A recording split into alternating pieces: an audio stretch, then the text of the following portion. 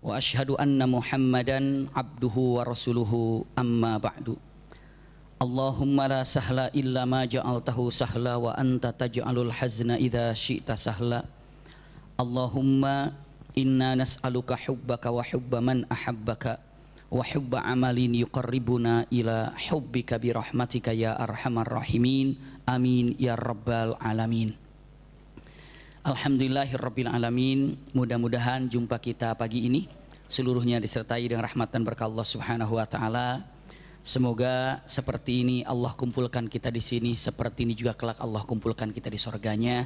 Amin ya rabbal alamin.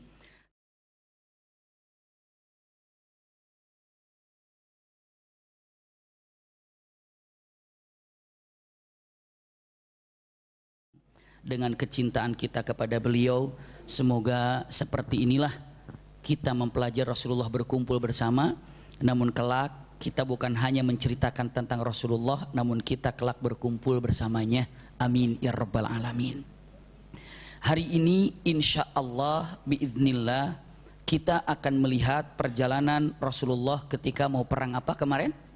Tabuk. Masih ingat ya kisahnya ya? Bagaimana ketika akan terjadi perang Tabuk, seperti apa? Iya. Setelah itu simak baik-baik. Iya. Bagaimana kesulitan para sahabat mengumpulkan dana, dan bagaimana orang-orang munafik mencibir terhadap orang-orang mukminin saat mau berangkat perang Tabuk. Masih ingat ya? Orang yang nyumbang, orang munafik bilang, "Allah, nyumbang sia-sia. Orang tinggal kalah doang ngelawan bangsa Romawi." Bisa begitu. Orang yang nyumbang sedikit, buat apa nyumbang sedikit, nggak ada manfaatnya. Kalau namanya nyumbang nggak buat apa, cuma satu sok ataupun hanya satu satu kurma, buat apa? Ya. Sampai usikum wa iya ya nafsi bitaqwallah, ada kata-katanya apa? Dengan mengatakan Abu Aqil, ini seorang laki-laki sahabat Rasul, nangis karena pengen apa? Pengen infak, iya. Maka yang dia punya hanya beberapa kurma saja diserahkan kepadanya. Bisa dibayangkan bagaimana saat itu ingin berangkat menuju peperangan. Dan bahkan ada beberapa sahabat yang minta pada Rasulullah, "Ya Rasul, ajak saya untuk berperang." Apa jawabannya? "Nggak ada yang bisa mengangkat kamu." Kenapa? Karena kamu ini punten nggak ada biayanya. Nangis. Maka saat itulah subhanallah beberapa riwayat menyatakan satu unta itu tidak untuk satu orang. Jadi berapa orang gantiannya? Bisa jadi satu unta itu untuk 6 orang. Bahkan satu unta itu untuk 10 orang. Kenapa? Gantian, turun naik, turun naik, turun naik. Subhanallah. Saking apanya? Kekehnya ingin berperang. Karena tahu pahalanya luar biasa. Maka dikira-kirakan 30.000 pasukan. Dari kota Madinah berangkat menuju kemana? Tabuk. Berangkat ke sana. Subhanallah. Nah, kemarin sudah sampaikan tentang Tanuhi itu ya. Iya, masih ingat ya. Nah, dari bangsa Romawi pun berangkat. Mudah-mudahan masih ingat semuanya. Mudah-mudahan masih ingat semuanya. Ingat pun tetap pahalanya tercatat. Iya. Subhanallah. Berangkat dari ujung sana. Maka apa yang terjadi? Simak baik-baik. Begitu dia datang, la haula wala quwata illa billah. Ternyata Rasulullah sudah sampai dalam perjalanannya, jauh-jauh datang ke sana, berangkat menuju Tabuk. Sampai di Tabuk, orang-orang kafir di sana kedatangan Tanuhi, dan Raja Romawi bertanya, "Wahai Tanuhi, apa yang kau lihat tentang Muhammad yang kau jumpai di Madinah? Menurutmu dia nabi atau bukan?" Tanuhi menjawab tanpa ragu, "Dia nabi." "Dari mana kamu tahu dia nabi?" "Dari sifatnya, dari akhlaknya, bahkan 3 khas tentang kenabian semua ada di situ." Semua ada di situ. Iya, tentang perkataan malam dia ucapkan malam. Masih ingat ya?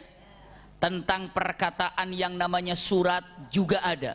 Tanda kenabian pun nampak, dia nabi dan bukan sesuatu yang diragukan. Berpikirlah Raja Romawi. Berarti kalau dia nabi, diserang dengan ratusan ribu pasukan pun pasti tetap kita kalah karena menghadang nabi. Iya, ratusan ribu pun untuk dikirim kemana? Ke Tabuk, pasti kita kalah. Kenapa? Karena tidak ada nabi itu kecuali dalam peperangan pasti dibantu siapa? Allah. Pasti dibantu Allah. Ini kadang-kadang kita melihat dalam sirah nabawiyah seperti ini. Subhanallah, untuk apa belajar sirah nabawiyah kalau bentuknya percintaan kita kepada Rasulullah, ingin semuanya tahu tentang masalah ini. Rasulullah SAW sudah berangkat ke sana. Mereka berpikir, siapa yang berpikir? Bangsa Romawi. Akhirnya dikumpulkan semuanya. Siapa yang dikumpulkan, Bunda? Yang dikumpulkan ini adalah pemuka-pemuka bangsa Romawi berkumpul. Kata siapa? Raja Romawi berbicara. Apa kata Raja Romawi ini? Beberapa perkataan mengatakan. Apa yang dia ucapkan? Kalimat yang indah. Ata'lamuna man ana? Kalian tahu siapa aku? Ya, kami tahu engkau ada Raja Romawi. Dan kalian tahu bagaimana aku senangnya dan pahamnya terhadap Injil dan Taurat. Ya, engkau adalah yang selalu membaca Injil dan Taurat. Dan kalian tahu bagaimana dalam Injil dan dalam Taurat akan ada nabi satu lagi yang belum lahir. Dan itu disampaikan dalam Injil dan Taurat. Dan kalian tahu kan? Ya, kami tahu.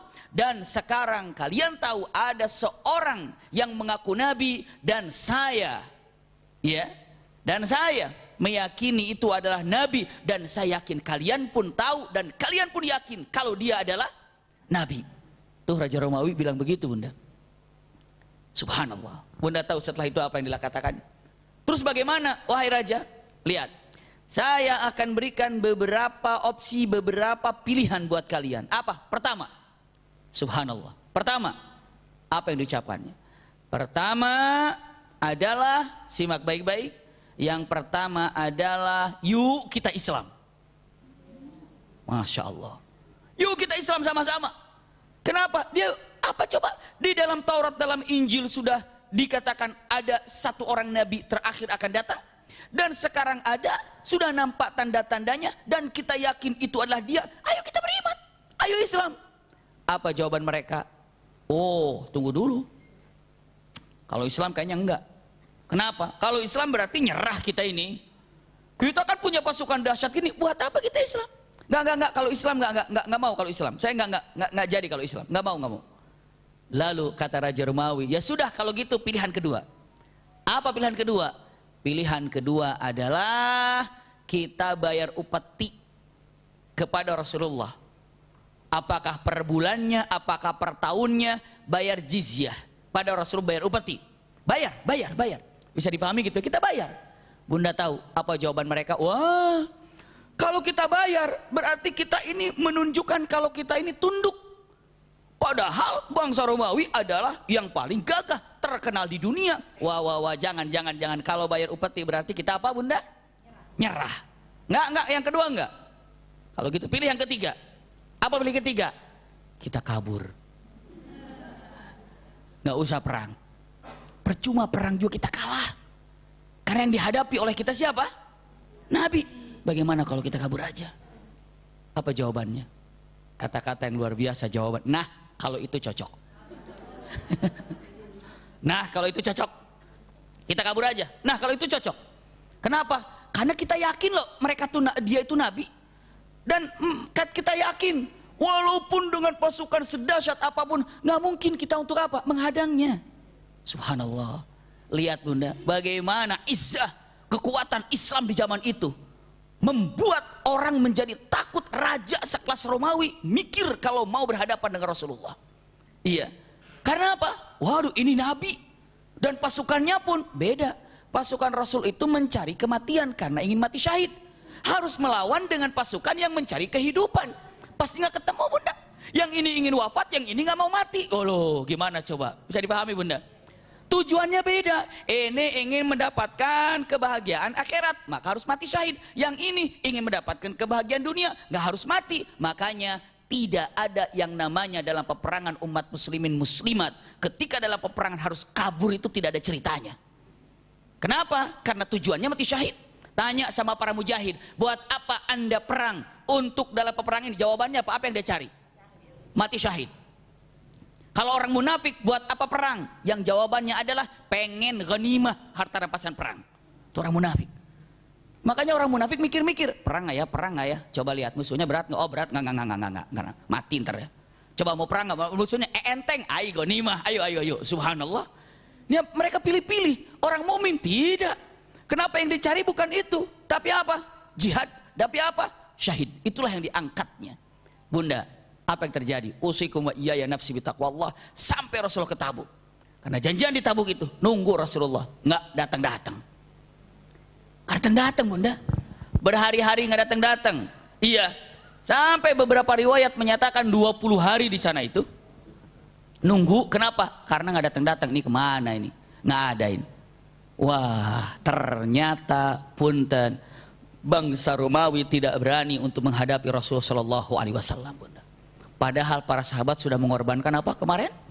Hartanya. Utsman bin Affan sekian dinar, sekian ratus ekor unta, masya Allah, sekian ratus ekor, kuda perang luar biasa. Umar bin Khattab telah menyumbangkannya apa? Abu Bakar As-Siddiq menghabiskan hartanya. Pokoknya semuanya dikerahkan karena kata-katanya menjahaza jaisul usrah falahul jannah. Iya, siapa yang menyiapkan jaisul usrah, yang jaisul usrah itu adalah yang menyiapkan pasukan kesulitan, maka dia berhak mendapatkan apa? Surga. Ternyata tidak jadi perang. Nunggu nggak ada. Udah yakin ini nggak datang. Begitu dicek, dilihat asli memang tidak ada, bunda ayahanda. Memang tidak ada. Kenapa? Karena memang pada apa? Kabur, hilang. Subhanallah. Ini adalah keinginan orang bangsa Romawi, Raja Romawi. Padahal pasukan sudah terkumpul 40.000 lebih. Bahkan beberapa riwayat kalau seandainya dikumpul lagi, waduh, tidak akan pernah terbilang berapa jumlahnya. Namun punten, mereka tidak berani menghadapi pasukan muslimin pada waktu itu. Bukan hanya sekedar apa? Karena tahu kalau yang diperanginya itu adalah Nabi. Dan Nabi pasti ditolong oleh Allah Subhanahu wa ta'ala. Seberapapun pasukan dikirim pasti akan kalah. Maka dia daripada diceritakan menggelegar di dunia dengan mengatakan kata-katanya Romawi tumbang, Romawi kalah, kerajaannya kalah, diambil oleh Rasul sallallahu alaihi wasallam dalam perang Tabuk, memalukan. Mendingan kabur. Tapi efeknya lebih dahsyat lagi. Begitu bangsa Romawi kabur, ditunggu berhari-hari tidak kunjung datang. Lalu kata Rasulullah, yuk sekarang kita pulang. Kenapa? Udahlah. Kenapa? Udah nggak bisa apa-apa. Yuk jalan pulang. Subhanallah. Pulanglah Rasulullah Shallallahu Alaihi Wasallam. Tapi efeknya apa, bunda? Efeknya daripada keterangan bangsa Romawi kabur, tanpa berani menghadapi Rasulullah, dari semenanjung Arab terkenal Romawi tidak datang. Apa yang terjadi? Semua mengakui dengan kedahsyatannya Rasulullah SAW. Maka mulailah setiap kabilah datang ke Madinah menyatakan keislamannya. Kabilah datang. Nanti sebentar lagi itu akan bahasnya. Namun efek daripada kaburnya bangsa Romawi, tidak beraninya mereka untuk menghadapi Rasulullah, membuat kekuatan dahsyat, kewibawaan umat Islam luar biasa, yang ujung-ujungnya dengan matan nggak ada kebenaran kecuali yang dibawa oleh Rasulullah. Bisa dipahami, bunda? Lihat, la haula wala quwata illa billah. Penyebarannya indah dan luar biasa. Perang Tabuk itu tidak terjadi perang. Lihat, pulanglah Rasulullah Shallallahu Alaihi Wasallam. Masya Allah. Dalam perjalanan pulang inilah ada beberapa hal yang terjadi. Iya, beberapa hal yang terjadi. Apa yang terjadi dalam perjalanan? Usikum wa iyaya nafsi bitaqwallah. Peperangan yang terjadi, saya akan sampaikan di sini. Ya Rabb, kalimat yang sangat indah sekali. Rasulullah SAW menyampaikan dalam perjalanan ini, ketika dari perang Tabuk, sebelum Rasulullah berangkat perang Tabuk, ada perkataan Rasulullah ngelihat ke Tabuk. Saat di Tabuk, Rasulullah katakan kata-kata yang luar biasa, bunda. Apa kata Rasulullah? Man ya'ish bin ba'di, dan siapa yang hidup setelah aku, dan jika kalian hidup di zaman, atau jika usia kalian sampai ke masa sesuatu, atau sampai ke masa yang akan aku sampaikan, maka engkau akan melihat di Tabuk ini pepohonan yang subur, tanaman-tanaman yang subur. Pada itu padang pasir, bunda. Bahkan keluarlah hadis Rasulullah SAW yang sangat indah. Lan taqumas sa'ah, tidak akan pernah terjadi hari kiamat sebelum ardul Arab, tanah Arab ini, murujan wa anhara, sebelum tanah Arab ini kembali menjadi subur. Dan punten, murujan itu artinya bukan subur saja, tapi hutan. Muruj itu subur, pohonnya tinggi-tinggi, semak belukarnya juga tinggi-tinggi, punten. Dan ada sungai mengalir di padang pasir yang sekarang kita lihatnya padang pasir, tapi Rasulullah mengatakan, siapa saja jika usiamu sampai ke satu waktu yang mana kiamat itu sudah sangat dekat, maka di tempat ini akan menjadi subur yang luar biasa. Sampailah Rasulullah mengatakan, tidak akan pernah terjadi kiamat kecuali setelah kembalinya tanah Arab menjadi subur dan banyak sungai mengalir di sekelilingnya. Ini punten bunda, ini saya mampir sedikit. Hadis ini udah lama, 1400 sekian tahun yang lalu. Orang pada mencibir dulu mah, masa Arab akan subur, masa sih, la haula wala quwata illa billah. Ada kata-kata satu subur, yang kedua ada kata-kata yang unik, kembali menjadi subur. Kalau kembali menjadi subur berarti sebelumnya apa bunda? Pernah subur. Sebelumnya pernah subur. Subhanallah, saya menemukan perkataan daripada para alim ulama, bahkan kira-kira tahun 90-an ini ataupun 80-an, antara 90-an, itu ada dari Jerman peneliti, saya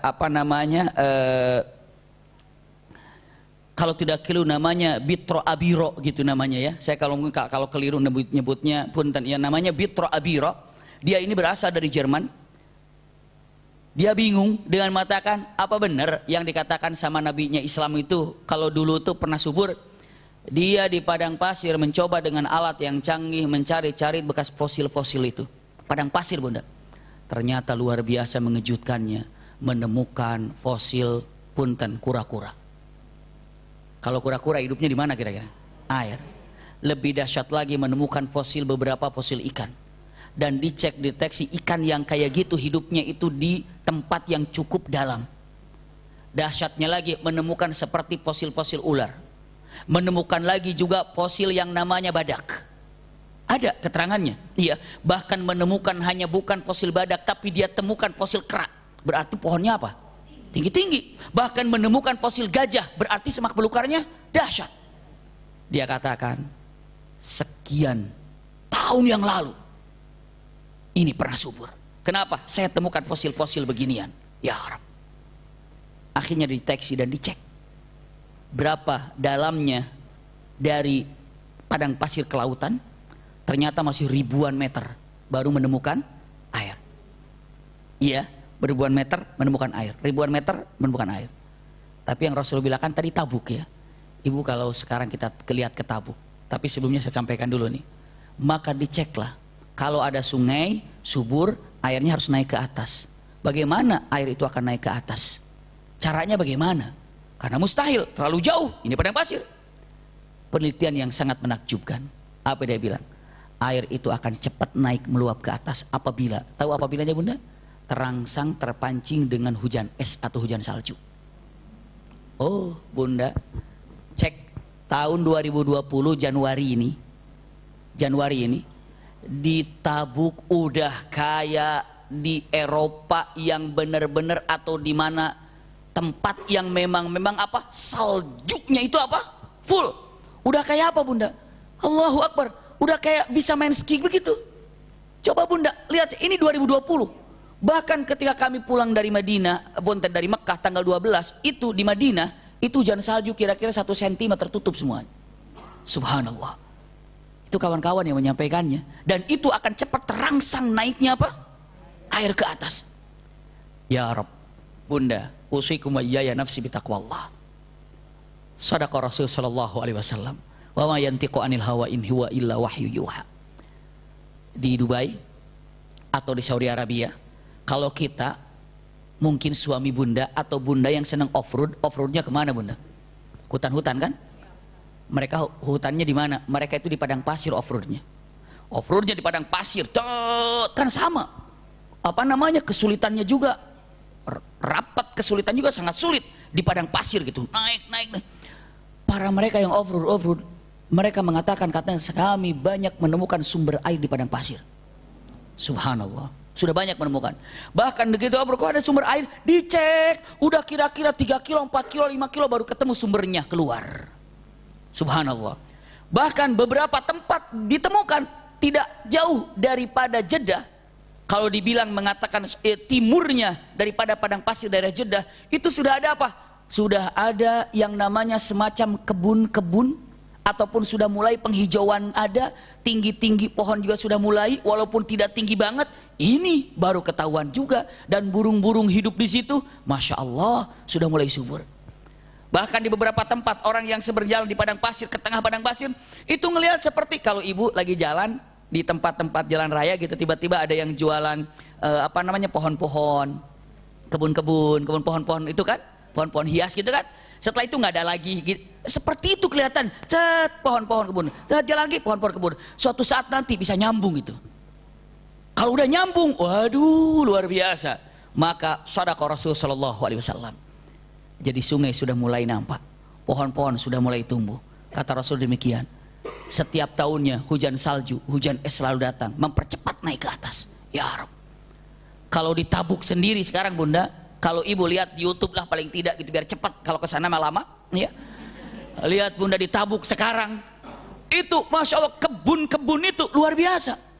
Sudah banyak kebun, luar biasa bunda. Ya Rabb, kata-katanya. Makanya Rasulullah mengatakan yang hidup, iya, kalau usia mau panjang dan Allah ridho melihatkan kepada kalian, kata Rasulullah, iya, tentang Tabuk ini satu saat akan menjadi tempat yang sangat subur.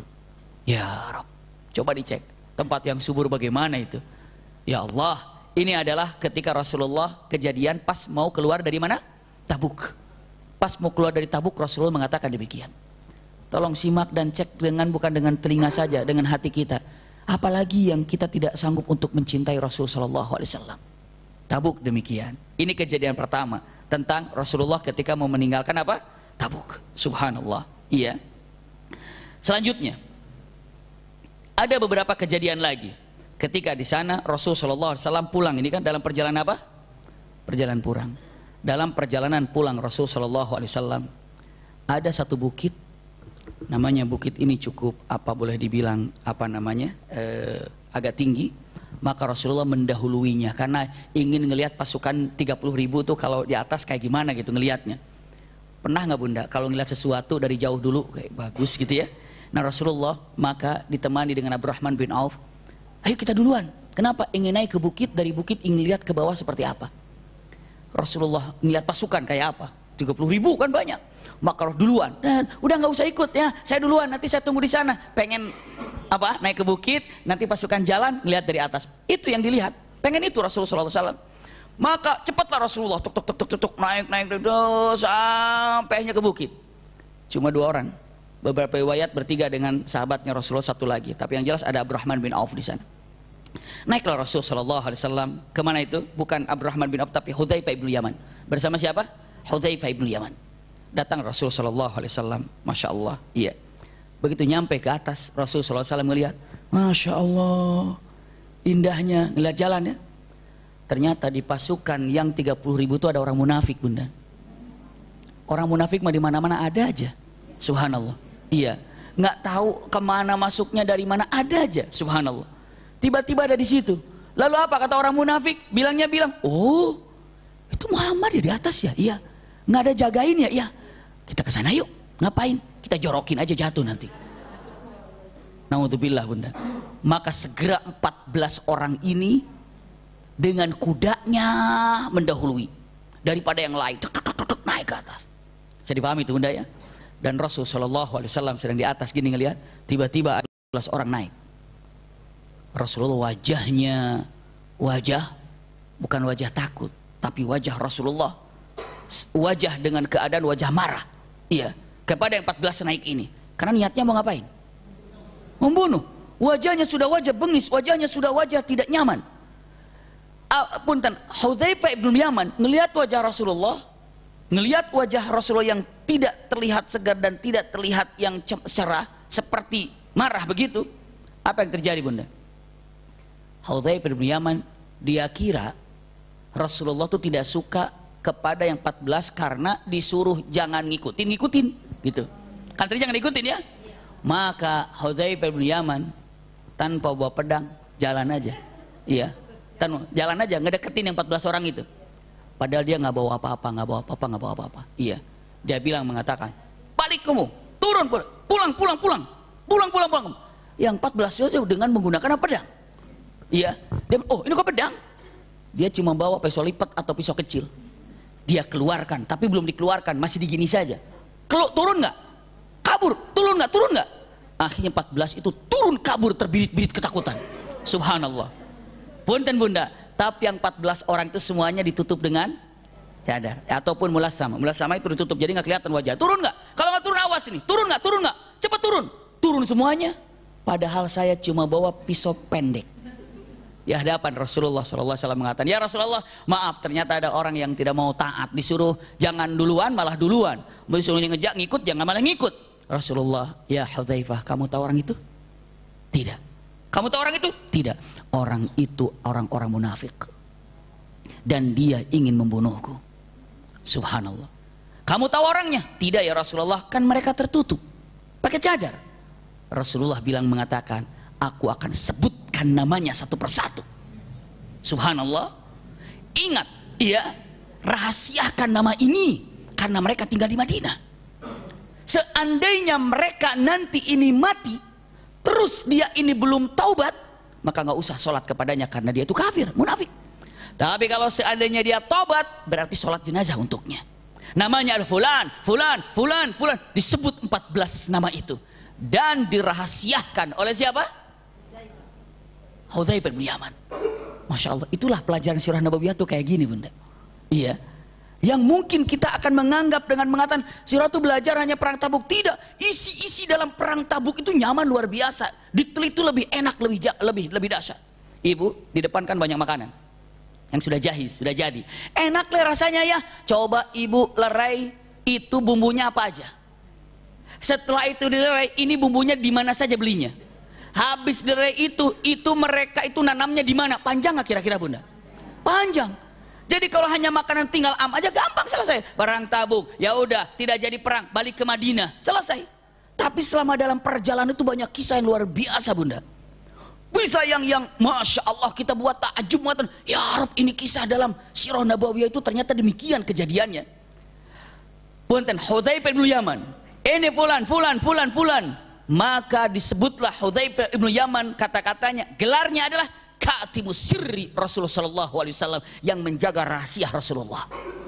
Mulutnya nggak bocor. Aku tahu namanya, tenang. Apa kasih tahu? Kamu tahu bayar. Astagfirullahaladzim. Iya. Nggak ada gitu. Sampai bunda punten. Orang tahu, sampai kisah mengetahui 14 orang yang mengejar Rasulullah ingin membunuhnya. Tahu. Tapi saat itu sedang pun ditutup sehingga orang tidak tahu siapa yang 14 orang ini. Saya pahami bunda? Tapi yang tahu 14 orang ini siapa? Rasulullah dan siapa? Hudzaifah bin Yaman. Kalau Allah pasti sudah tahu. Lihat, maka disebutlah Hudzaifah bin Yaman yang menjaga rahasia Rasulullah. Karena tidak ada yang tahu bunda. Jaga rahasia. Gak boleh ada yang ngerti. Gak boleh ada yang tahu. Bunda, kenapa? Sampai saat itu, setiap ada orang setelah Rasulullah wafat, nantinya ya, setelah Rasulullah wafat, kalau ada yang jenazah meninggal, tunggu Hudzaifah bin Yaman, sholat jenazah nggak? Siapa yang meninggal? Kata Hudzaifah bin Yaman, Fulan ibnu Fulan. Ah, saya nggak sholat jenazah padanya. Oh, nggak usah. Kenapa? Munafik. Jadi paham bunda? Begitu ada yang meninggal, siapa? Fulan. Lihat Hudzaifah ini sholat nggak? Oh, sholat jenazah. Ayo sholat jenazah. Berarti bukan orang yang munafik. Betapa dirahasiakannya orang munafik karena apa? Mudah-mudahan dia tobat. Ternyata yang 14 orang ini sampai Hudzaifah bin Yaman masih hidup, mereka ini wafat duluan daripada Hudzaifah bin Yaman dan tidak ada satupun yang tobat. Susah. Dan punten, semasa 14 orang yang disebutkan, Umar bin Khattab bingung bunda, gelisah, takut salah satunya dia. Bayangin itu bunda. Umar bin Khattab, aduh jangan-jangan saya ini, bingung, pusing, nangis dia. Sampai nanya, Hudzaifah, kamu tahu coba namanya itu?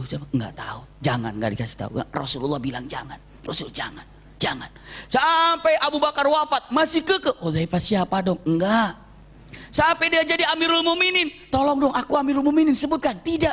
Akhirnya ganti pertanyaannya. Aku masuk di dalamnya enggak? Kan enggak disebutkan namanya kan?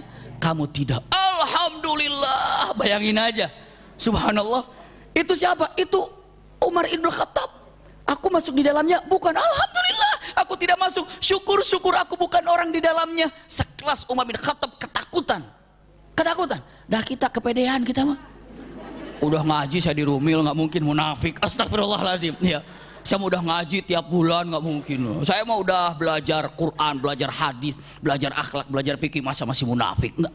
Umar, iya, Umar yang masya Allah luar biasa, masih ada rasa takut begitu. Dah kita misi apa kita? La haula wala quwata illa billah. Bisa dipahami Bunda? Ini kenyataan yang memang sangat-sangat ajib dan sangat luar biasa. Umar bin Khattab begitu. Ini makan unta. Maaf ya Rasulullah. Rasul, iya, hati-hati. Berangkatnya karena takut lagi. Paling belakang gitu. Dia bilang, saya malu ketemu Rasulullah. Kenapa? 2 kali nyakitin Rasul. Begitu waktu istirahat, Burham ini langsung punten-punten.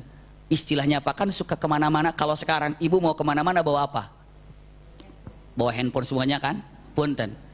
Atau segala macamnya. Kalau sekarang ibu mau berangkat, dulu perjalanan cukup jauh. Potong, bakar, makan, bawa lagi. Jadi perbekalannya dibawa Bunda. Bisa dipahami Bunda?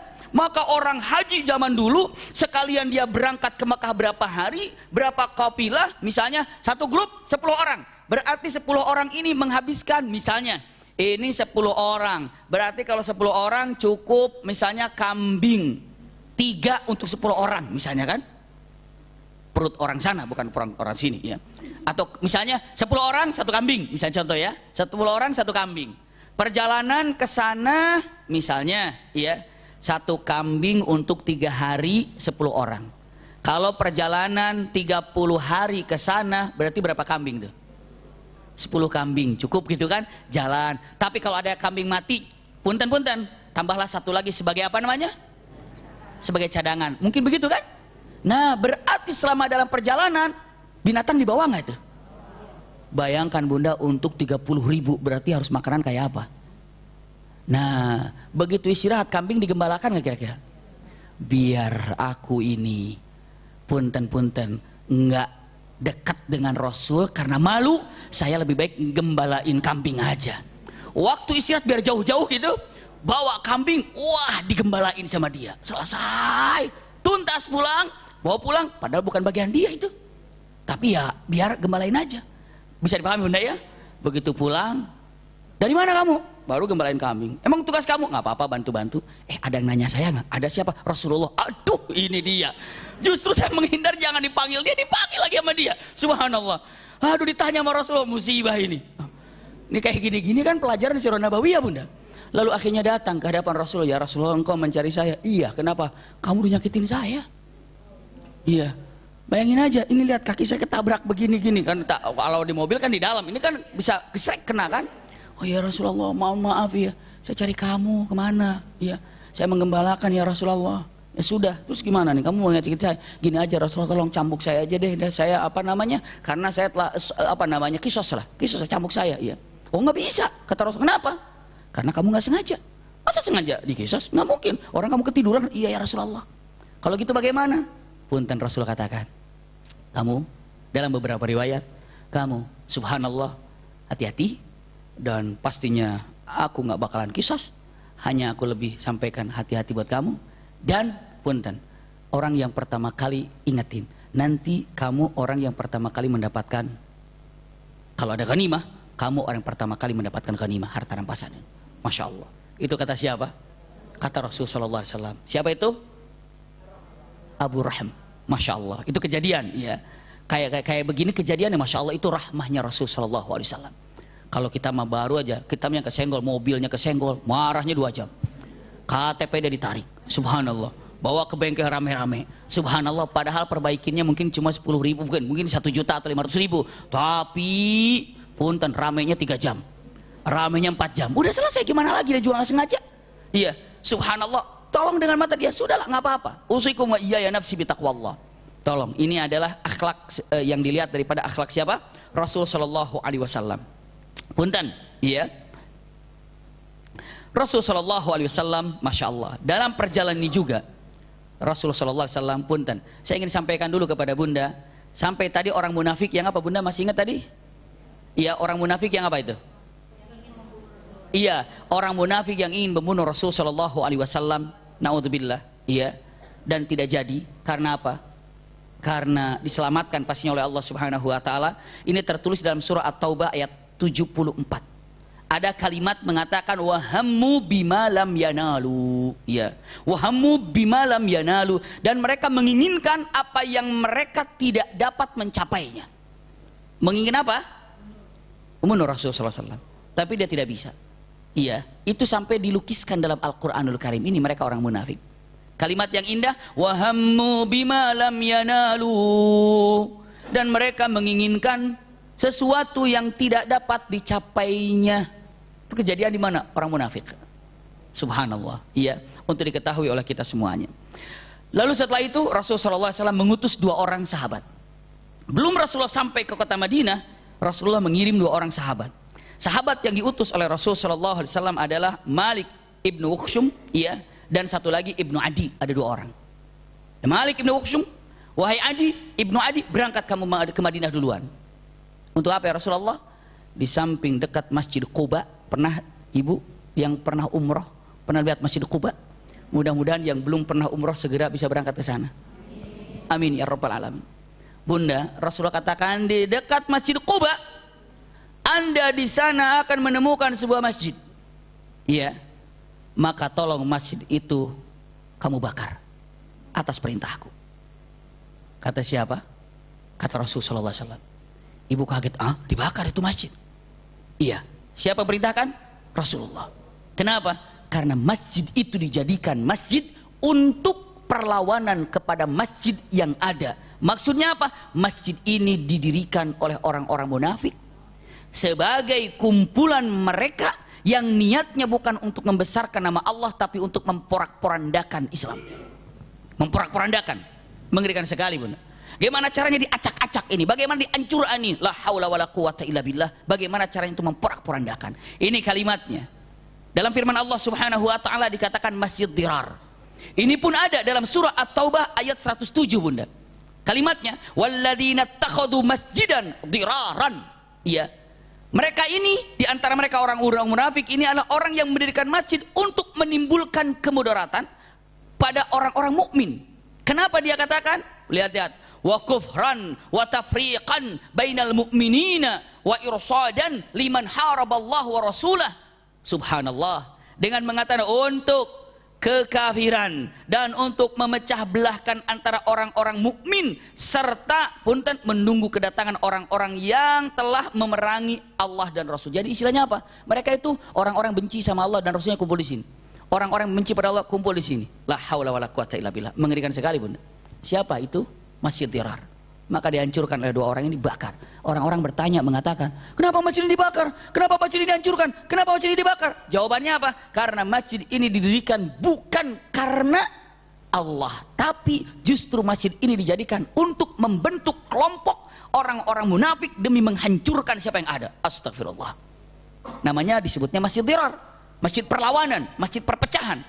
Al-Quran yang mengatakan demikian. Maka lihat, Al-Quran memuji Masjid Quba ini.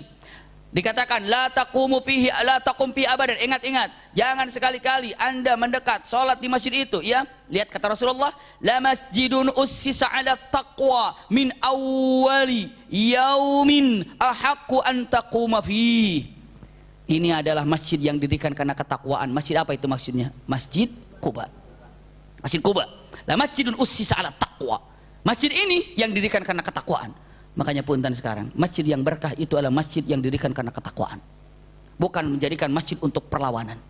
Subhanallah. Sama, kalau masjid aja bisa begitu, apalagi yang namanya hal-hal yang lain. Mengerikan sekali. Masjid didirikan atas dasar ketakwaan. Majlis pun didirikan karena ketakwaan. Jangan sampai Bunda mengatakan mendirikan majlis di mana-mana. Yuk kita dirikan majlis biar apa? Biar ketahuan kalau kita juga bisa. Wah, itu bukan ketakwaan itu. Dirikan majlis ya biar apa? Biar itu, biar itu. Tidak. Tapi lah masjidun ussisa 'ala taqwa. Subhanallah. Masjid saja ada yang berdiri bukan karena ketakwaan. Bisa jadi yang lainnya. Maka alangkah baiknya kalau ibu bapak bikin masjid, punya masjid, jangan pernah masjid itu yang berbau-bau sesuatu yang mungkin akan bisa memecahkan. Baik itu identik dengan apanya, dengan apanya, dengan apanya. Cukup nama masjid yang apa? Yang namanya umum aja. Masjid umum saja. Wahdatul ummah. Punya siapa? Punya umat. Ada label di situ golongan? Tidak. Ada label, punten bahasanya, bukan untuk apa-apa, hanya untuk sekedar menyampaikan saja. Apakah ada label ormas? Tidak. Apakah label bendera? Tidak. Itulah masjid yang luar biasa. Di antaranya adalah masjidun ussisa ala taqwa. Iya, masjid tidak berlabelkan apa, atau bendera apa, tidaklah masjidun ussisa ala taqwa. Itu adalah masjid yang didirikan karena ketakwaan. Ini, kalau mau dirikan masjid, dirikan atas nama keluarga, boleh. Atas nama ayah almarhum, boleh. Ibu almarhumah, boleh. Nama seorang sahabat yang sangat menginspirasi, boleh. Silakan. Subhanallah, silakan, terserah. Ya. Di Bintaro ada masjid yang namanya punten, masjid apa, masya Allah, masjid Bani Umar, berarti dari keluarganya siapa? Umar, misalnya. Iya, masjid di sini misalnya karena di situ ada posisinya di di Cinere misalnya, Masjid Raya Cinere, kan bagus kan? Subhanallah, Masjid Al-Falah, Masjid Husnul Khatimah, semuanya adalah oke. Kenapa demikian? Karena tidak ada yang namanya menjadikan apa? Iya, pecah belah. Itu yang bagus. Iya. Punten. Inilah kata adalah masjidun ussisa ala taqwa. Masjid itu harus didirikan dalam ketakwaan. Kapan nasihat ini? Nasihat ini saat Rasulullah pulang dari mana? Perang Tabuk. Masya Allah. Ibu ngelihat perang Tabuknya nggak jadi. Iya, tapi itu loh. Awalnya itu luar biasa, pulangnya luar biasa, ketemu sama orang kafirnya mah enggak. Iya, itulah dahsyatnya. Iya, itulah dahsyatnya ya. Iya, kok ketika kalau perang Badar kan, wah terang-terangnya mungkin ada, ya, penuhnya tusuk-tusukannya ada. Tapi ini mana gitu dengan orang kafirnya? Tidak. Tapi efeknya sangat luar biasa, Bunda. Lanjutkan lagi. Ini adalah tentang penghancur. Selanjutnya lagi, pas subuh hari dalam perjalanan ini, istirahat, azan subuh tiba. Nunggu qomat, Rasulullah belum muncul. Ternyata Rasul Shallallahu Alaihi Wasallam sedang, kalau dibilang mengatakan mungkin ada hajat dan pergi jauh. Maksudnya apa? Kalau bahasanya liqada'il hajah, untuk buang hajat. Rasul Shallallahu Alaihi Wasallam tidak ada di tempat di mana saat dikomandangkan azan, mana Rasulullah ya? Kehilangan, mana Rasulullah ini? Mana Rasulullah? Nggak ada Rasulullah, Bunda. Lama nggak kelihatan Rasulullah. Lama, ini waktu sudah mulai apa? Habis waktu subuh ini, sudah mulai takut terbit matahari. Maka akhirnya qomat. Dan Rasulullah sedang tidak ada di situ karena sedang ada hajat yang harus dikerjakan. Maka saya itu qomatlah. Allahu Akbar, asyhadu an la ilaha illallah, asyhadu anna Muhammadar Rasulullah. Hayya 'alas shalah, hayya 'alal falah, qad qamatis shalah, qad qamatis shalah. Allahu Akbar, la ilaha illallah. Imam, siapa imamnya? Abdurrahman bin Auf.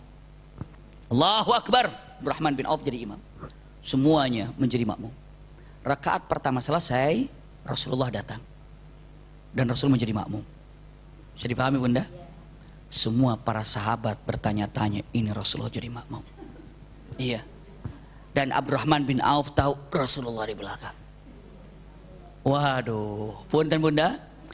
Begitu selesai, assalamualaikum warahmatullah, assalamualaikum, selesai, kata Abdurrahman, pasrahlah, dimarahin. Ya kan, nggak nunggu aku gitu kan. Ataupun para sahabat bilang, mengatakan, apa yang akan dilakukan Rasulullah kepada Abdurrahman ini? Iya, ada apa kira-kira? Apakah akan mengatakan, sabar kek, tunggu aku kan nabi? Bisa jadi begitu. Mau bisa orang nabi, Rasul berhak dari segala sesuatunya. Tapi begitu selesai, Rasul akan berdiri lagi kan? Bisa dibayangin nggak begitu Rasulullah satu, Allahu Akbar, nunggu Rasulullah satu rakaat itu, apa keputusannya gimana? Abdurrahman bin Auf juga, aduh nunggu kayak gimana nih omongannya, mau diapain kira-kira? Tiba-tiba selesai salam, ibu tahu kata Rasulullah SAW kepada semuanya, asabtum, kalian benar semuanya. Kalian benar semuanya, karena sholat lebih utama, jangan tunggu aku. Iya, jangan tunggu aku. Benar apa yang kau lakukan. Bagus Abdurrahman. Abdurrahman senang. Alhamdulillah. Semua sahabat, ya senang. Bahagia kan? Tiba-tiba ujungnya Rasulullah mengatakan, tapi ingat, kalau Nabi sudah jadi makmum, kiamat sudah dekat.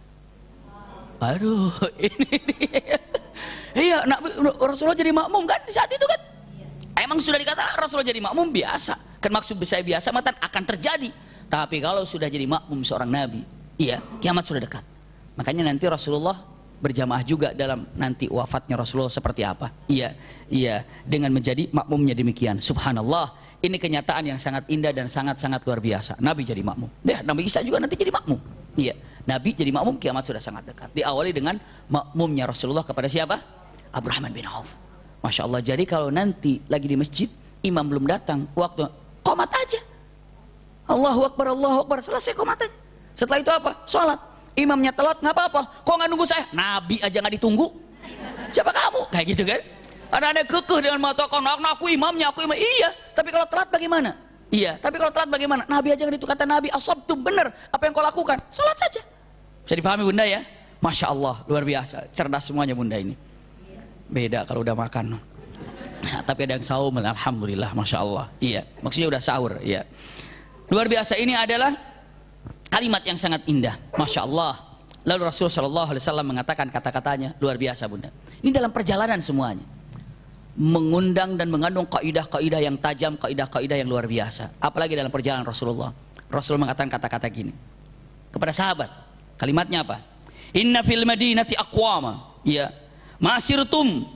Kalimatnya masiran wala qata'tum wadiyan. Kalimatnya gini. Sesungguhnya di Madinah ada kaum yang mana mereka ini tidak jalan seperti jalannya kita, perjalanan jauh nggak ke Tabuk itu. Lalu juga tidak membelah lembah, tidak perjalanan panjang seperti kita. Tapi mereka mendapatkan pahala seperti yang kita dapatkan. Bisa dipahami nggak bunda?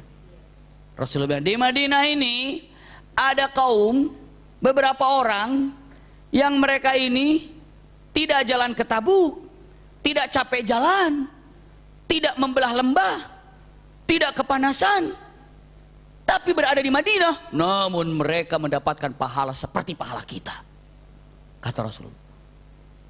Lalu sahabat bertanya, kok bisa ya Rasulullah? Iya. Kenapa? Jawaban Rasulullah SAW mengatakan, karena mereka menginginkan bersama kita untuk berperang, tapi tidak ada dana dan tidak ada kekuatan untuk berangkat bersama dengan kita, maka pahalanya sama dengan pahala kita. Subhanallah, dahsyat niatnya itu bunda.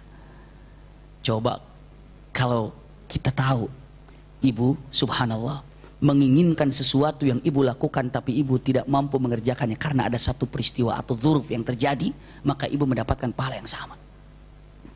Ibu mau ke majelis pengajian Rumil, tiba-tiba sudah siap semuanya, anak sakit, ibu harus bawa ke dokter, padahal tadinya niat. Bahkan ketika ngeliat, aduh ini lagi pada pengajian ini di Rumil ini, ibu mendapatkan pahala hadir di majelis ta'lim walaupun sedang berada di rumah sakit. Bahkan plus 1 pahala majelis ta'lim, 2 pahala untuk membawa anak ke rumah sakit. Pahala kesabarannya dapat. Kenapa? Karena niatnya ingin melakukan sesuatu tapi tidak mampu mengerjakannya karena ada satu alasan, maka dia mendapatkan pahala yang sama. Dahsyat bunda.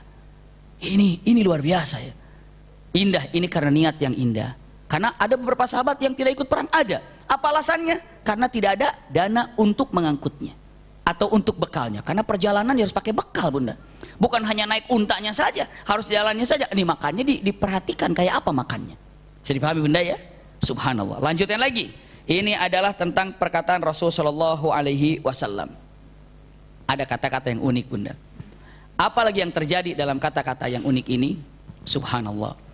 Begitu Rasulullah tadi katakan ada kaum kan yang mendapatkan pahala apa tadi? Pahala yang sama kan? Bunda tahu nggak?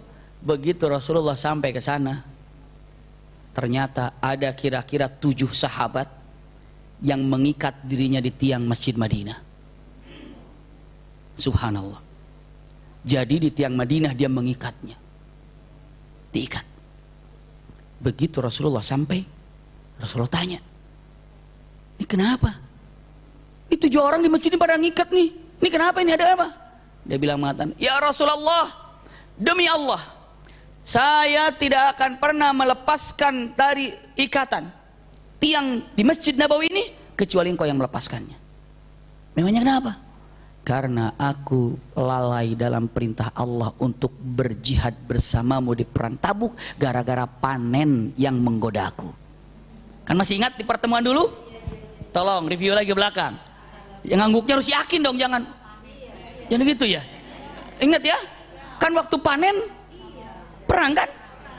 Nanti ibu gampang lihat lagi pelajaran ini, ada apa namanya, Tabuk di awal seperti apa. Maka ya Rasulullah, aku tidak bisa perang. Kenapa? Aku sakit. Aku tidak sakit, aku mampu. Kenapa? Karena harta dan panen yang membuat aku akhirnya tidak bisa berangkat ke sana. Maka aku taubat, hanya engkau yang bisa melepaskan punten tali ini. Rasulullah katakan dengan ucapannya, kalimatnya, maaf, aku juga tidak bisa melepaskan tali ini kecuali Allah telah datang mengampunimu dengan firman-Nya. Maka diikat berhari-hari bunda orang ini. Lalu firman Allah Subhanahu wa ta'ala turun. Iya, apa firman-Nya dengan kata tegas yang sangat indah sekali. Masih dalam At-Taubah, catat aja dulu bunda. Iya, 102 mengatakan wa akharuna atarafu dan wa akharuna, ini dan yang lainnya. Maksud itu wa akharun itu yang lain, itu maksudnya yang mengikat apa tadi? Yang mengikat di tiang, ya. Kata-katanya wa akharuna tarafu bidunubihim, dan yang lainnya mengakui terhadap dosa yang dia lakukan. Fa tarafu bidunubihim. Kenapa dia khalatu amalan salihan wa akhara sayyi'an? Mereka itu mencampur baurkan antara amal soleh dan amal buruk. Amal solehnya sahabat, sholat, puasa, tapi amal buruknya juga nggak taat pada Rasul sallallahu alaihi wasallam. Ketika disuruh untuk berperang, subhanallah, asallah ayyatuba alaihim. Kalau kata-kata asa di sini wajaba, wajaballah ayyatuba alaihim, maka Allah telah mengampuni mereka. Allah ampuni mereka, subhanallah, ya. Innallaha ghafurur rahim, karena Allah itu Maha Pengampun dan Maha Pengasih. Maka dilepaskan oleh Rasulullah setelah ada ampunan dari Rasul sallallahu alaihi wasallam. Ini bunda, masya Allah, rahasia-rahasia perang Tabuk itu luar biasa. Dilepaskan, bahagia telah mendapatkan ampunan. Lalu yang 7 orang itu mengambil hasil panennya tadi itu. Diambil hasil panennya semuanya budak, semuanya hasil panen tahun itu yang dia dapat semuanya diambil.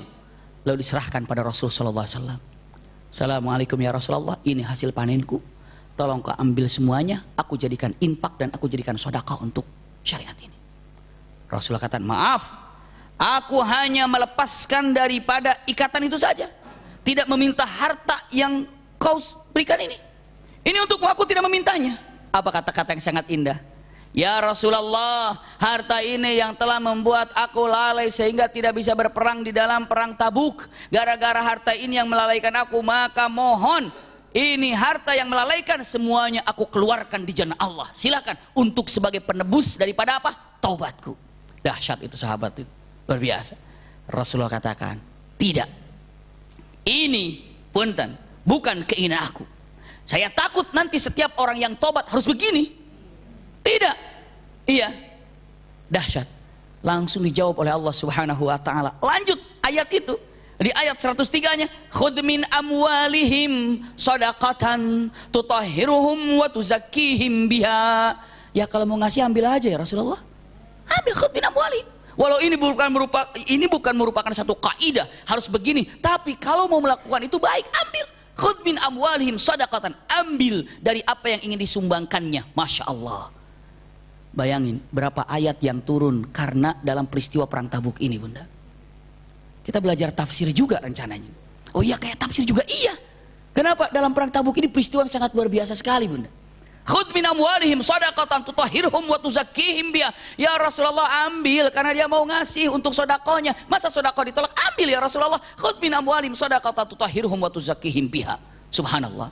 Kadang-kadang punten sekali sebagai apa namanya ya, beberapa sahabat, beberapa keluarga, beberapa teman yang memiliki pendidikan, baik itu pesantren atau segala macamnya, begitu diundang sama sahabatnya, sama temannya, pastinya mereka tidak akan apa? Tidak akan menerimanya.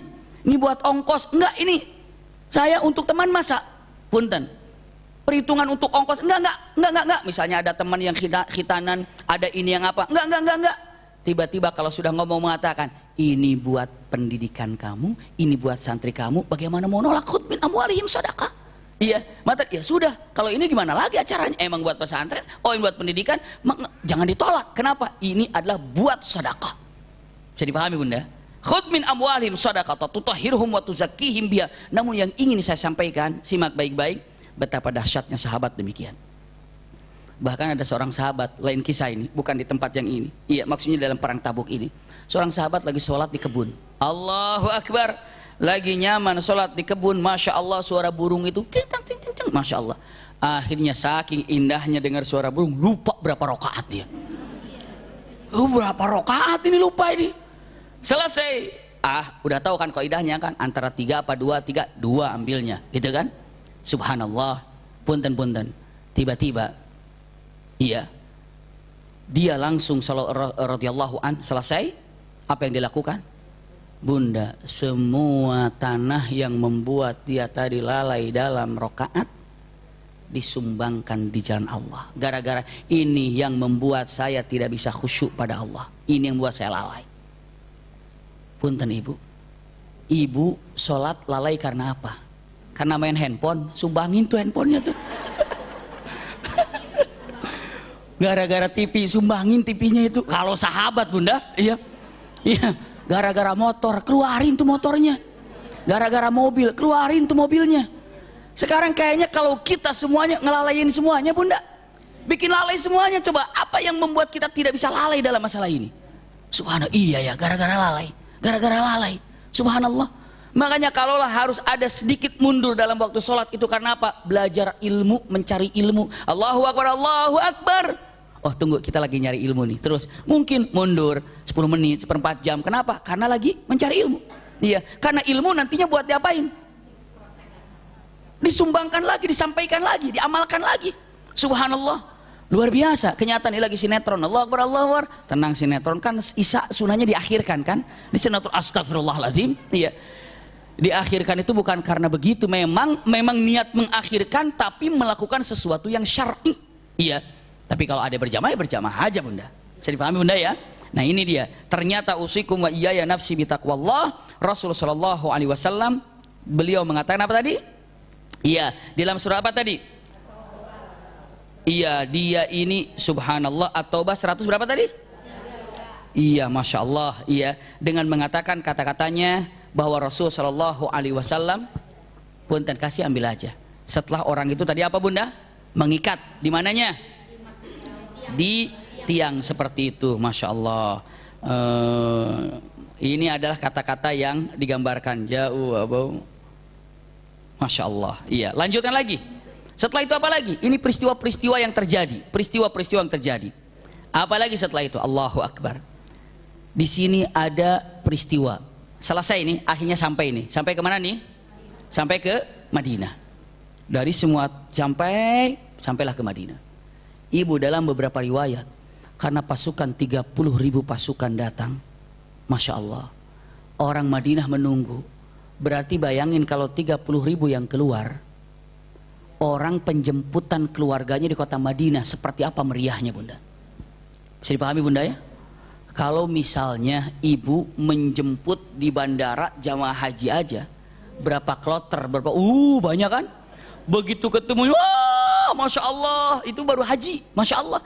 Ini dari perang, bagaimana keluarga menyambutnya? Anak merindukan ayahnya, istri merindukan suaminya, masya Allah. Tunggu nah bapak kamu datang nih sebentar lagi.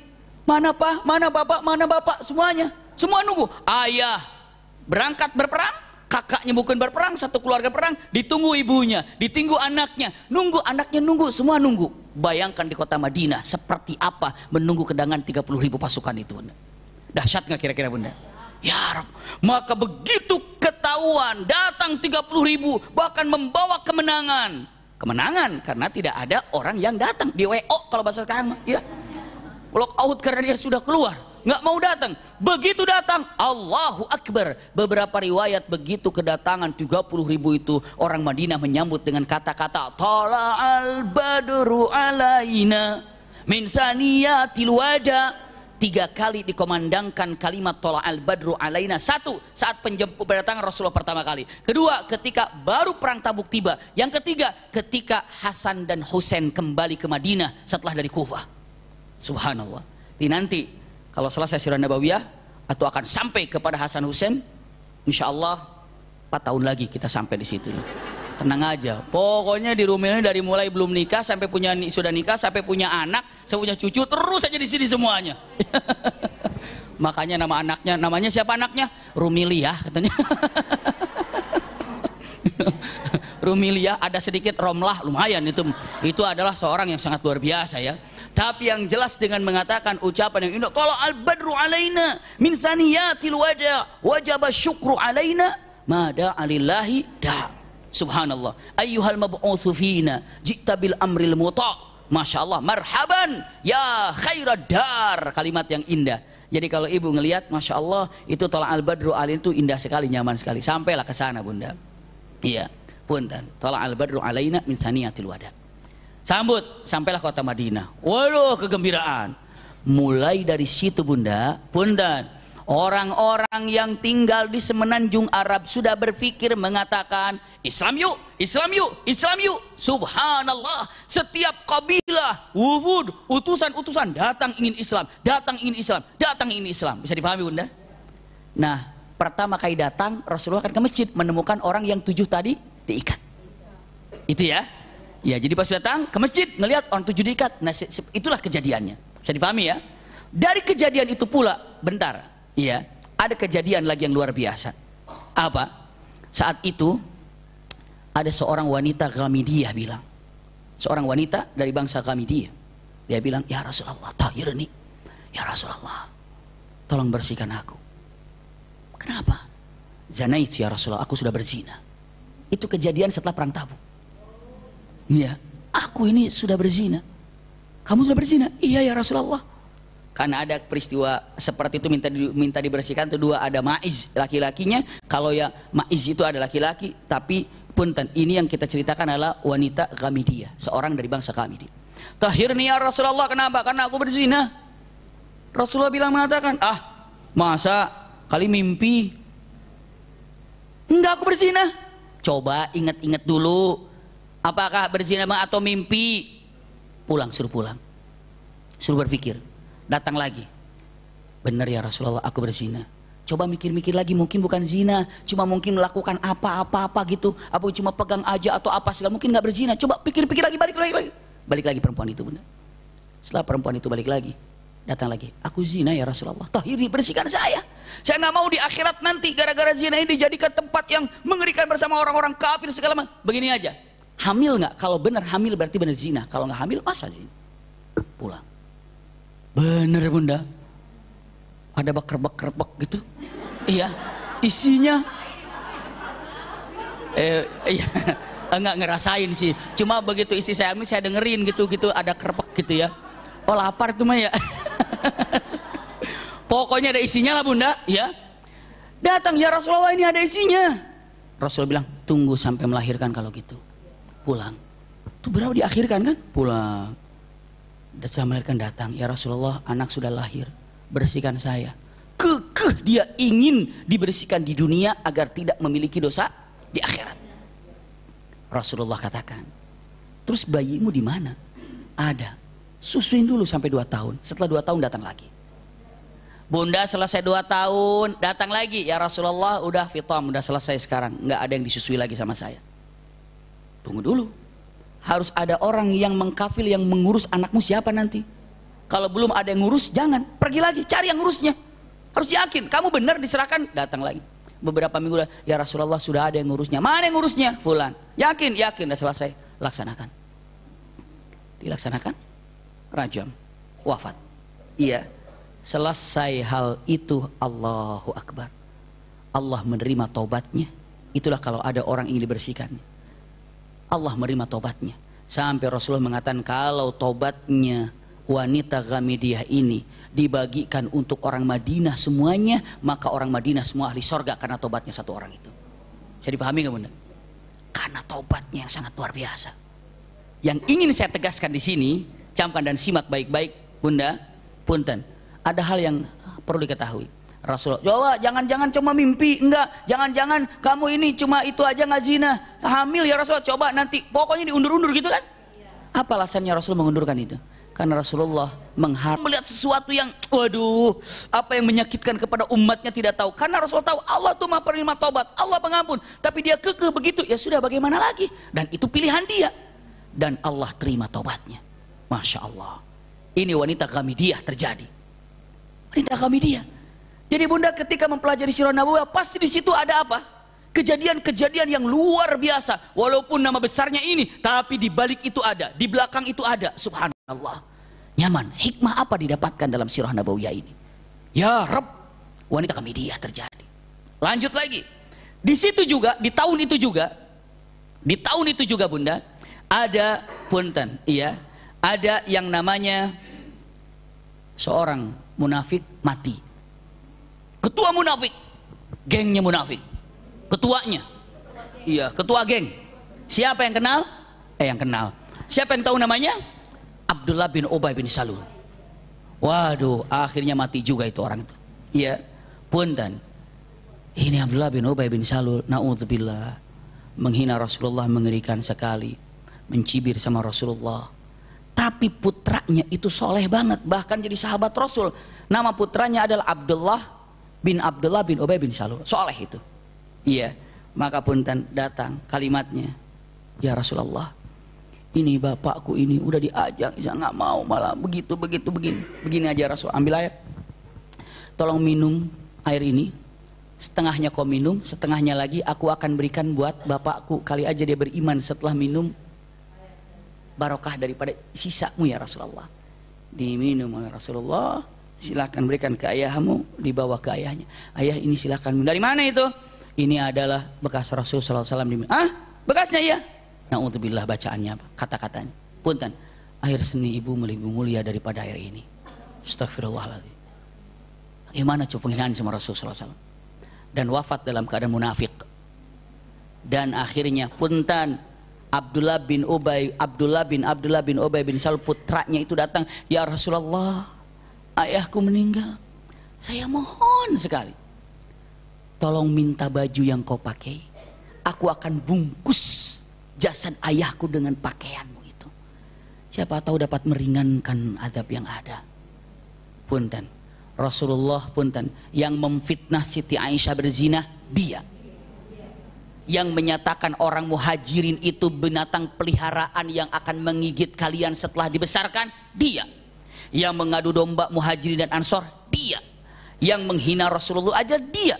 Subhanallah, tiba-tiba minta dilepaskan bajunya, dilepaskan loh sama Rasulullah. Saking cintanya bunda, Rasulullah itu luar biasa, dilepaskan. Bahkan Rasulullah kekeh ingin apa? Ingin berangkat ke sana. Ketika mendengar wafat, berangkat. Umar bin Khattab, mau kemana ya Rasulullah? Mau mensolat, ditahan oleh siapa? Umar bin Khattab. Ini baju Rasulullah. Jangan ya Rasulullah, itu kan munafik. Itu munafik ya Rasulullah. Jangan kau minta ampunkan kepada Allah tentang dia. Dia tuh munafik. Apa kata Rasulullah? Umar, Al-Quran mengatakan istaghfir lahum aw lam tastaghfir lahum in tastaghfir lahum sab'ina marrah fala yaghfirullahu lahum. Seakan-akan, ya Rasulullah, engkau untuk orang kafir minta ampunkan kepada Allah, tidak minta ampunkan kepada Allah, walaupun anda minta ampunkan kepada Allah 70 kali, Allah tidak akan pernah mengampuninya. Allah bilang walaupun 70 kali, saya akan ratusan kali meminta ampun pada Allah. Untuk siapa? Abdullah bin Ubay bin Salul. Karena Rasulullah, karena Al-Quran 70 kali kan, Rasulullah bilang aku akan lebih daripada 70 kali kepada orang yang telah menyakitinya bunda. Tuh bagaimana hati Rasulullah tuh, cintanya bagaimana bunda. Kita mah baru tersikut sedikit aja bencinya sampai berbulan-bulan. Subhanallah. Kita mah beda sedikit pendapat aja, gara-gara pendapat warna memilih langsung punten ributnya berbulan-bulan bunda. Coba ini kayak apa kita ini gitu bunda. Nih hati kita ini kayaknya udah nggak bersih lagi bunda. Belajar toharo kebersihan. Nih hati nggak bersih, otak nggak bersih. Coba bisa bayangkan itu, legowonya tuh nggak ada gitu. Rasulullah sampai begitu. Akhirnya dilepaskanlah Umar, ya sudah kalau gitu berangkat bunda. Begitu Rasulullah berada di sana, di mana? Di depan siapa itu? Abdullah bin Ubay bin Salul. Langsung firman Allah Subhanahu wa taala datang. Apa kata Allah Subhanahu wa taala? Kata-kata yang jelas. Wala tusalli ala ahadim minhum mata abadan wala takum ala qabrihi innahum kafaru billahi wa rasulihi. Masya Allah. Lihat kata-katanya, wa matu wa hum fasiqun. Kata-katanya, jangan sholat jenazah untuknya ya Rasulullah. Dia mati dalam keadaan kafir dan jangan berdoa di atas kuburannya ya Rasulullah. Karena dia itu orang kafir, kafir terhadap Allah dan kafir terhadap Rasulnya. Dia mati dalam keadaan fasik. Rasulullah, oh nggak boleh ternyata. Lalu balik, Umar, kamu benar. Benar apa ya Rasulullah? Nggak boleh saya mendoakannya dia. Coba kalau kita begitu dibenarkan, Umar jawabannya apa? Kan aku juga bilang. Itu mah ibu-ibu banget gitu. Kan ini dong, hati dong, masa begitu. Tapi Umar mengatakan apa? Ketika kamu benar, ternyata tidak boleh melakukan. Apa kata Umar? Maafkan aku ya Rasulullah. Kenapa? Karena aku tega menarik bajumu tadi. Itu dahsyatnya Umar. Iya betul, Masya Allah. Maafkan aku ya Rasulullah, maafkan aku.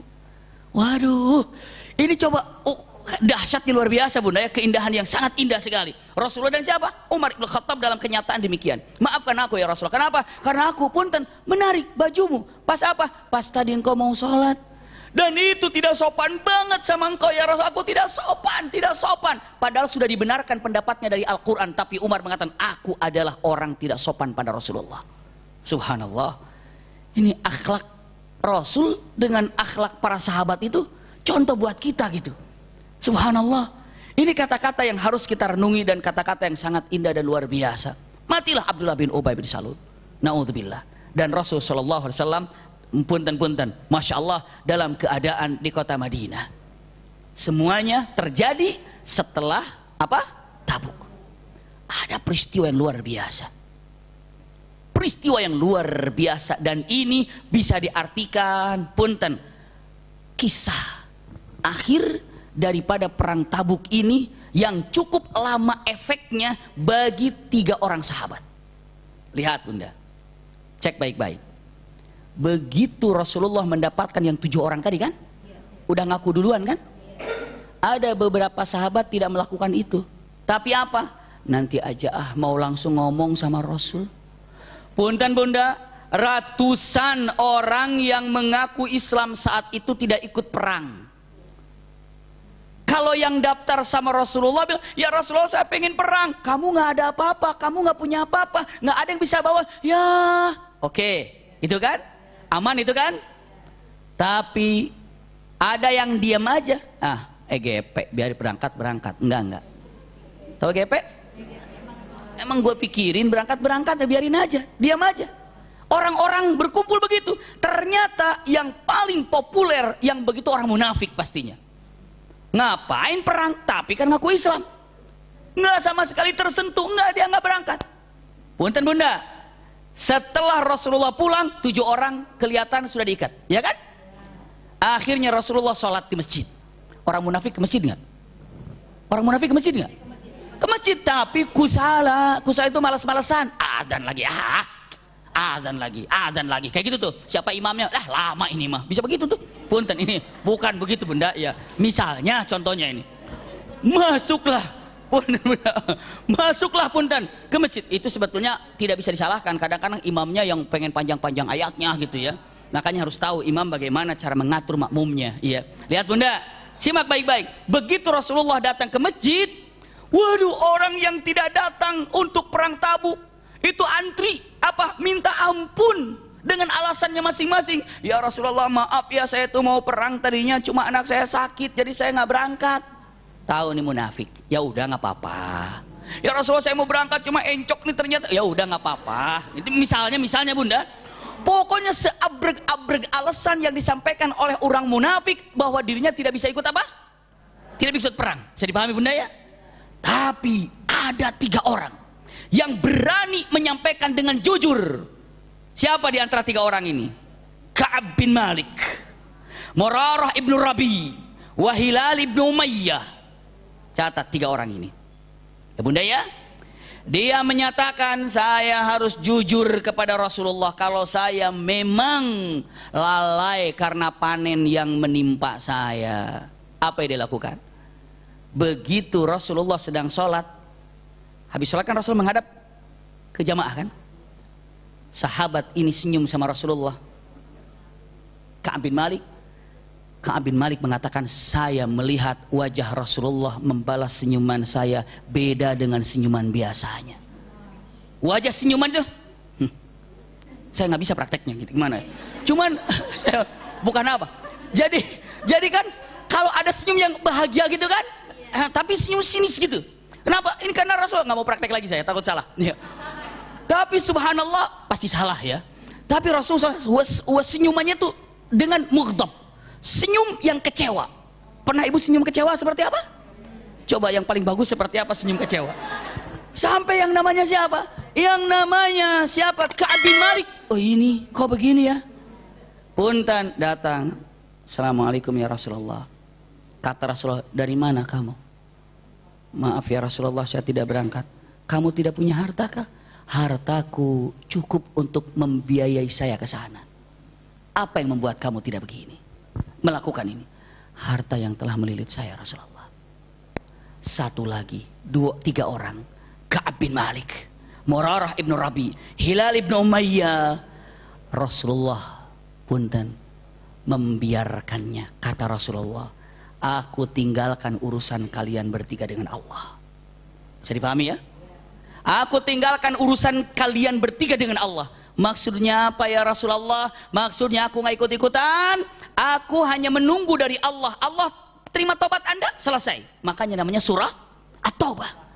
Rahasia daripada nama surah At-Taubah dia ambil dari tiga ini. Masya Allah bunda, satu Madinah diinformasikan oleh Rasulullah, tidak boleh ada yang menegurnya, biarkan. Tidak boleh ada yang menyapanya, nggak boleh ada ngobrol dengannya, dicuekan, diisolasi. Segi apa? Segi obrolan. Tinggal di Madinah, tapi kalau lewat, pergi. Sendiri bunda. Dicuekin. 50 hari dicuekin gitu bagaimana bunda? Waduh, tiga orang ini bahkan diinformasikan lagi kalimatnya, bersama siapa mereka tinggal, ada istrinya, pulangin ke mertuanya, biarkan dia hidup sendiri. Dia hidup sendiri bunda. Subhanallah. Bisa dipahami bunda? Tiga orang inilah yang dahsyat bagaimana tobatnya. Dan Rasulullah memberikan pelajaran karena diinginkan oleh Allah demikian.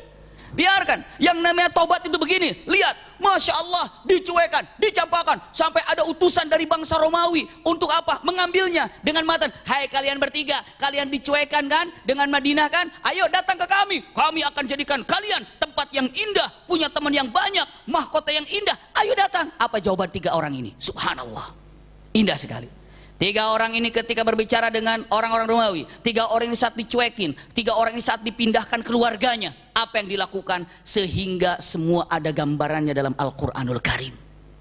Tiga orang yang tobat, tapi ada tangga yang sangat sulit, terjal, licin untuk menyampai tobat ini, dan perlihatkan bagaimana tobatnya sungguh atau tidak. Maka namanya surah At-Taubah. Kisah selanjutnya akan datang insya Allah. Tiga orang yang tobat.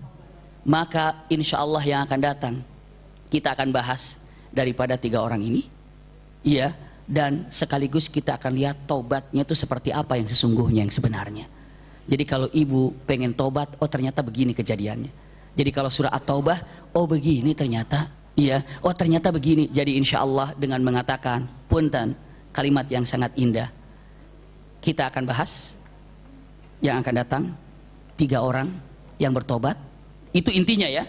Tapi bagaimana cara tobatnya, bagaimana ujiannya, sehingga Quran ini, surat ini dinamakan surah At-Taubah. Masya Allah. Iya, iya, pengampunan. Mudah-mudahan apa yang disampaikan pada pagi ini semuanya berkahi Allah Subhanahu Wa Taala, diberikan kenikmatan oleh Allah Subhanahu Wa Taala, dan insya Allah apa yang kita kerjakan di tempat ini mendapatkan ridho dari Allah Subhanahu Wa Taala. Dan mudah-mudahan jangan sampai ketinggalan untuk mengikuti daripada pelajaran kita Khulafaur Rasyidinnya nanti bersama Rumil di akhir bulan Maret. Kenapa? Karena di luar dugaan juga acara yang waktu kita pernah buat bersama Rumil sehari bersama Rasulullah dulu itu Masya Allah luar biasa. Ternyata ada yang mencoba mengikuti lagi, tapi tidak seperti waktu di Rumil. Ini hanya cuplikan-cuplikannya saja. Ternyata juga sudah habis lagi. Iya, dikira ya kan sudah selesai kemarin, tapi ternyata ada lagi. Ini adalah punten Khulafaur Rasyidin yang insya Allah mungkin di Rumil belum pernah dibahas. 4 sahabat Rasul, dan ini pun kursinya sangat terbatas sekali. karena kita mencari hotel yang cocok untuk kita memberikan tausiah dan tempat. Makanya begitu diinformasikan, kami harap untuk segera, dan kami harap punten sekarang ini tidak ada kata-kata nunggu-nunggu lagi, habis selesai punten ya. Saya sudah mulai dari sekarang, karena pengalaman yang barusan ini ternyata apa, banyak yang menyantai-nyantai, habis saya mau ikut, oh iya ternyata udah tutup, udah nggak bisa, telat ya. Makanya jangan sampai terulang seperti yang baru-baru saja. Jadi dengan mengatakan begitu terbuka, kalau melihat bismillah bunda. Kenapa? Jangan sampai ya istilahnya apa, terlambat untuk ini, karena kita sudah komitmen mbak ya, hanya tidak menerima. Kalau kemarin kan sampai 400-500 karena sekarang fasilitasnya kita ambil tidak seperti yang dulu, tapi kita punten menghindar lebih dekat, tempat aman, tidak banjir semuanya. Maka kalau pas dibuka, saya harap punten, saya mulai sekarang ya punten, jamaah Rumil punten, memang kita kalau kemarin masih diutamakan, kalau sekarang ini dilepas siapa saja. Dan punten, ini pelajaran yang pertama kali akan di Rumil laksanakan, 4 Khulafaur Rasyidin yang akan dibahas. Mungkin begitu dapat cepat untuk mengambilnya. Itu mungkin informasi. Dan niatan Abi juga kayaknya mau lebih dekat gitu, karena jadi kan selama ini kan memang alhamdulillah market Rumil itu bisa sampai 600 orang, bisa sampai lebih. Terus kita pikirkan siapa yang lebih banyak, lebih enak. Tapi Abi sekarang Abi mau lebih dekat justru. Jadi maksudnya hanya 200 orang kalau bisa paling banyak. Dan untuk informasi jemaah Rumil juga hanya 90 kamar aja. Kalau tahun lalu kan kita sampai hampir 200 kamar, 250 kamar kayak gitu. Nah ini sekarang hanya 90 kamar aja yang tersedia. Memang di kamar tersebut ada beberapa yang bisa buat berempat, bisa buat bertiga. Tapi kapasitasnya yang kita ambil hanya 90 kamar. Jadi memang betul 90 kamar sih kalau kita pakai tren Rumil selama ini sih memang ada yang ngambil 2, ada yang ngambil 1, itu langsung habis. Dan yang mungkin ini juga pertama kali ya Bi ya, Abi ngasih pelajaran Khulafaur Rasyidin juga ya, seperti itu insya Allah. Dan juga akan ada juga nanti penutup ihtitamnya, selain juga dari Abi, juga dari Dr. Aisyah Dahlan yang akan ngeketin semuanya segala macam berhubungan dengan karakter kita. Dan bagus banget ini kalau kita bawa suami ya, atau bawa anggota keluarga yang lain, jadi belajar langsung ternyata sifatnya sifat siapa gitu ya Bi ya. Ya dari 4 itu. Dan Masya Allah kan memang yang paling sempurna ya Rasulullah ya Bi ya, semuanya punya sifat seperti itu. Jadi bukannya kita sekarang, kadang-kadang kan suka ada nih yang hari ke saya, Vera gue kan udah ngaji lama di Rumil, gimana sih gue gak dapet kamar misalnya kayak gitu ya. Ini curcol aja. Cuma kan selama ini kan kita memang suka tuh kita alokasiin yang buat jemaah Rumil, yang umum. Tapi mungkin karena tahu dialokasiin, mereka juga jadi suka kelupaan gitu. Nah kan kadang-kadang kan kita kan juga semuanya kan seperti kayak kita nyelenggarain itu kan udah harus jelas, harus sudah bayar di muka, udah harus ini semua segala macam. Dan seperti biasa nggak pernah ada niatan Rumil, maaf misalnya mau menguntungkan atau mau gimana-gimana.